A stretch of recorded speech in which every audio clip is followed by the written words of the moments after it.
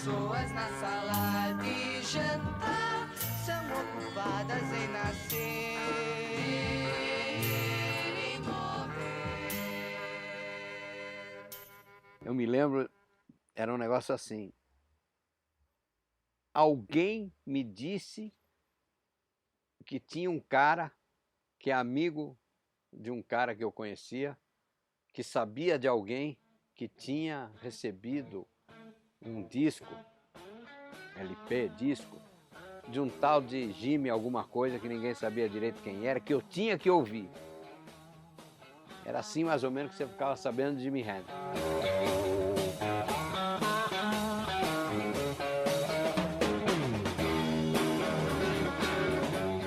Então as pessoas ficam imaginando os anos 60 pelo lado glamuroso das coisas que aconteceram naquela época, mas na prática era tudo muito encrencado, muito difícil. Quando pensamos em música dos anos 60 aqui no Brasil, imediatamente lembramos de compositores cariocas, como Tom Jobim, Chico Buarque, Vinícius de Moraes e Caetano Veloso. Mas São Paulo também teve sua história. Eu passei a conhecer uns caras que eram dois jornalistas que faziam colunas, uma de show business, que é o Moraci Doval, e o outro, o Franco Paulino, que fazia uma coluna sobre música brasileira. E conversando com eles falam, nós estamos querendo incentivar a turma que faz bossa paulista, porque a turma do Rio já vinha aqui, fazia sucesso. No começo da década, São Paulo começou a revelar artistas como Geraldo Vandré e Paulinho Nogueira, que fizeram muito sucesso. E aí eu tive a ideia de criar no Teatro de Arena de São Paulo as noites de bossa. E aí aconteceu de um dia, o Vinícius de Moraes está fazendo um show numa boate chamada Cave, que fazia muito show ao vivo, e um cara meio etilizado começou a encher o saco dele, e ele saiu com essa aqui, São Paulo é o túmulo do samba. O Moraci, o Franco e eu falamos, opa, vamos pegar pela palavra aí o poeta e vamos dizer que não é porra nenhuma, que nós vamos mostrar que a gente é capaz de... E isso foi um mote para chamar a atenção das pessoas. O poeta não sabe de nada, aqui a gente faz... E aí começaram a aparecer os elencos, o elenco que fazia, que era a Ana Lúcia, era o Vandré, era o César Camargo Mariano, era a Marisa, mulher do César na época, Gata Mansa, Paulinho Nogueira, não? Um monte de gente de São Paulo que fazia uma música interessante. E esse espetáculo no Teatro de Arena foi uma loucura. Nós tivemos que repetir a primeira noite porque ficou tanta gente na rua que a gente, com aquela incrível lotação de 150 pessoas, a gente tinha mais 150 na rua, a gente fez 2 vezes a mesma coisa. E aí toda segunda-feira aquilo foi sendo um sucesso. Devido ao sucesso de Noite de Bossa, Solano Ribeiro, que na época trabalhava lá na TV Excelsior, ele teve a oportunidade de ter o seu próprio programa. O programa na época foi um sucesso e teve uma enorme relevância cultural para o nosso país. Até o dia em que aconteceu nesse país aqui uma coisa no dia 31 de março, que na verdade foi no 1º de abril, que foi um golpe militar.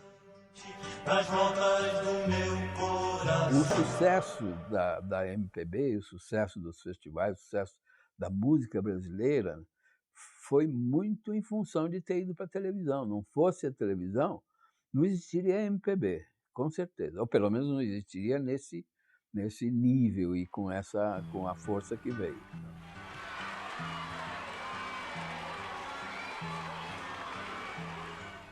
Outro fator que precisa ser levado em consideração é que existia um clima politizado no Brasil. E esse novo elenco vinha com recados políticos, né? E isso, de repente, com a censura fechando, virou quase que uma válvula de escape para que o músico e o público manifestasse perante aquele músico uma solidariedade as suas teses, vamos dizer assim, a sua música, que seria uma música que hoje vamos falar, música de protesto. A gente quer ter voz ativa, o nosso destino mandar. Pois eis que chega a roda viva, carrega o destino pra lá. É proibido proibir, era uma declaração política, né? Um momento onde proibir fazia parte da regra do jogo.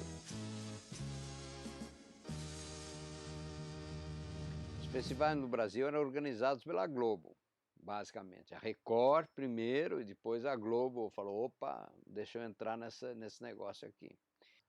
Mas quando a Globo se mete a fazer festival, acabou essa história. Eu me lembro de uma história de bastidor. O Hermeto Pascoal, no festival no Rio, que aliás eu fui com o Belchior, a gente foi, eu e ele e o Belchior fomos lá para assistir o Festival da Canção. O Belchior eu conheci o dia que ele chegou do Ceará aqui em São Paulo, chegou aqui em São Paulo. Aí nós fomos para o Rio, entramos de penetra no hotel da turma que estava no festival e tal. E nesse festival o Hermeto ia tocar, e o Hermeto queria levar um porco para dentro do palco e gravar o porco grunhindo no meio da música, não sei o quê, e ele e os seguranças do festival proibiram ele, quase que bateram nele, espancaram o porco, arrancaram o porco, proibiram dele entrar com o porco, porque ele não avisou ninguém que ele ia entrar com o porco. Ele queria entrar com o porco no palco. A burrice, muito burrice, porque nada mais, digamos assim, show business, do que um cara como o Hermeto com um porco no palco. Seria sensacional, né? Mas tinha uma coisa careta mesmo no festival, nos festivais da Globo. O da Record ainda tinha uma discussão política, porque a Record teve uma discussão política nos festivais da Record. Mas não foi só aqui no Brasil que os festivais tiveram relevância cultural, não. No mundo inteiro, eles tiveram um forte papel para o desenvolvimento da cultura. O que era o festival? Era território liberado. Era o lugar que você podia ficar pelado e fazer as coisas que pessoas peladas fazem. Na boa, tranquilamente, sem ter problema de nada. Era o lugar que você podia fumar seu baseado, sem ter polícia. Era território liberado, politicamente território liberado. E os anos 60 na Inglaterra foram muito interessantes. Muito interessantes. Justamente por causa dos festivais e dos territórios liberados. Os festivais eram conquistas políticas. Por conta da censura e com o passar do tempo, os festivais deram espaço ao chamado marketing da indústria da música. Porém, é incontestável o seu valor para o desenvolvimento da cultura do nosso país. Agora, em primeiro lugar, o festival teve uma importância fantástica na época, por causa das circunstâncias políticas, por causa das circunstâncias da própria inovação, que foi em termos de musicais, em termos da televisão entrando para valer na música. Você me perguntou da importância dos festivais. A importância foi botar a cultura e a música brasileira em primeiro plano. E ela ocupou o primeiro plano.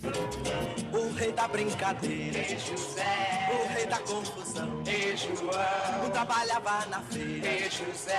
Outro na construção, João. Aí nós tivemos um fato em 1968 que transformou completamente o panorama da cultura no Brasil em geral, que foi o Ato Institucional número 5. Foi a partir daí que isso aqui virou, de fato, uma ditadura mesmo, né? Então, nós tivemos cantores perseguidos, o Caetano e o Gil foram presos. Eles, sem nenhuma acusação, eles foram presos no primeiro momento no Rio de Janeiro, depois eles foram confinados a Salvador, e depois eles foram exilados, obrigados a sair do Brasil. Você vê só, é uma coisa maluca assim na música brasileira, né? Você vê a ditadura de 64 até a abertura, foram 20 anos em que não aconteceu nada. 20 anos depois, os grandes músicos ainda eram os mesmos músicos de 20 anos antes, era Gil, Caetano, não sei o que, não tinha geração nova, começou a aparecer só depois.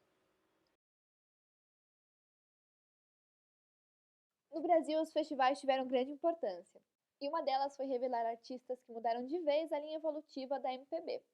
como, por exemplo, com a criação da Tropicália. O tropicalismo era um bando de malucos propondo... O tropicalismo é o movimento hippie brasileiro. Essa é a minha interpretação disso, naquele momento. Porque no Brasil tudo se inverteu. Você tinha a Jovem Guarda, que se dizia rock and roll. Eu sou mesmo assim, me chamam lobo mal, me chamam lobo mal. Eu sou o tal. Enquanto que rock and roll na Inglaterra e nos Estados Unidos era Jimi Hendrix, aqui era Jovem Guarda. E não se esqueçam que tinha uma ditadura a partir da metade dos anos 60, que manteve distante, longe os cabeludos. Numa época sem internet, os festivais eram um meio que os artistas encontravam para poder chegar no grande público. Não tinha lugar para ir comprar o disco, não tinha lugar para... não tinha nada. Aquele festival serviu para isso, para mudar uma geração, trocou todo mundo. Mudou a música, mudou o país, né? Agora, esse processo não pode ser estático, ele tem que ser dinâmico, ele tem que ser permanente, né? É o que acontece em todos os lugares onde a cultura evolui. A internet é o que resulta dessa dificuldade. Vocês conhecem a Marina, a cantora? Sabe como é que a Marina foi lançada? De calça de couro, com a guitarra na mão, porque a Warner, na época, detectou que tinha um espaço para uma mulher tocando guitarra de roupa de couro, imitando, eu não lembro mais quem que ela imitava, que era uma figura lá. Não tinha nada a ver com a Marina, nada a ver com ela. Ela é uma cantora de MPB mais próxima da bossa nova do que ela é do rock. E quiseram botar ela estreou toda transformada em uma coisa que ela não era. O Lineker, que se veste de mulher e que é um poeta incrível, cantando as coisas dele, grava um CD, bota na internet, 2 milhões de views do nada. Agora chamado para o mundo todo, circulando no mundo, no planeta, em lugares top mesmo, assim, em tudo quanto é lugar do mundo, tocando. Isso é revolução hippie digital. A internet hoje, como ela é, como a gente usa, como vocês usam, como eu uso, como todo mundo usa, ela é o www, um protocolo universal. Esse www foi feito por um cara chamado Tim Berners-Lee, que não quis patentear e não quis ganhar dinheiro com isso. Hoje nós estamos muito mais perto da possibilidade. Eu sou muito otimista em relação ao que está acontecendo agora. Quero dizer que as coisas dos anos 60, que de fato interessam, que é uma luta política pelas liberdades, pelo direito de você poder ser quem você quiser, ter cabelo do jeito que você quiser, trepar com quem você quiser, as coisas todas que a gente batalhou lá para trás, já são conquistas de fato que estão acontecendo. E essas merda toda que está rolando aí, que está acontecendo, esses golpes, tudo está vindo à tona, as pessoas estão começando a prestar atenção. E os festivais de música, a música era a trilha sonora daquele momento. Rock and roll é a trilha sonora dos anos 60. É isso que é rock. People try to put us to down, talking about my generation, just because we get around, talking about my generation, things they do look awful, talking about my generation, I hope I die before I get old.